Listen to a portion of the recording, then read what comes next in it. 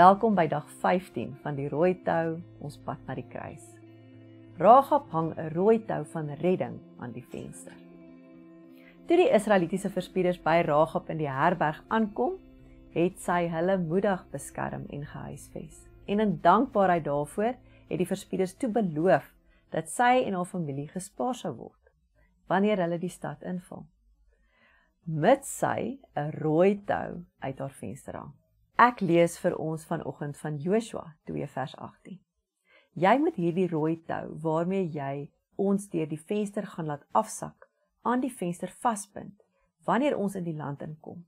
Jy moet dan jou pa en jou ma, jou broers en jou hele familie hier in jou huis laat bymekaar kom.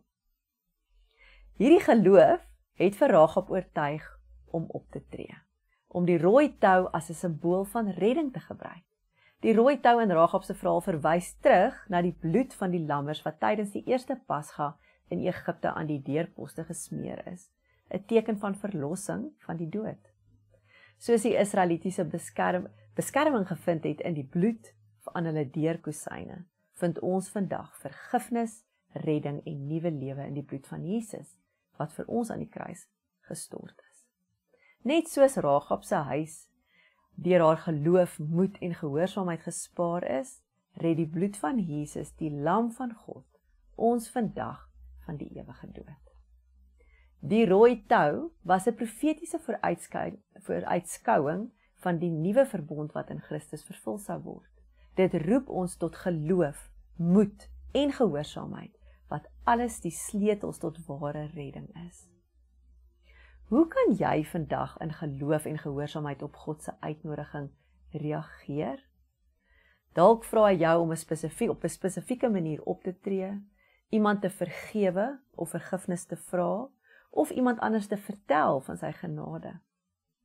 Soos Rahab kan jou optrede nie net jou eie lewe verander nie, maar ook die lewens van die mense om jou. So ons het 'n uitdaging vir hierdie week vir jou.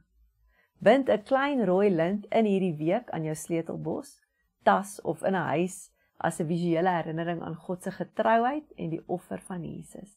Elke keer as jy hierdie lint sien, bid en dank God vir sy genade oor jou lewe. Dink ook aan iemand in jou lewe wat dalk redding of bemoediging nodig het. Deel die boodskap van Jesus se liefde en nooi hulle uit na 'n kerkdiens of 'n geestelike gesprek. Kom ons bid saam.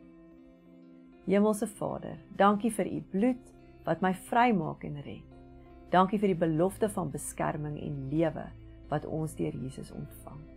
Help my om soos Rahab in geloof en gehoorsaamheid aan u woord te lewe. Gee my die moed om u lig uit te straal en u genade met ander te deel. Amen.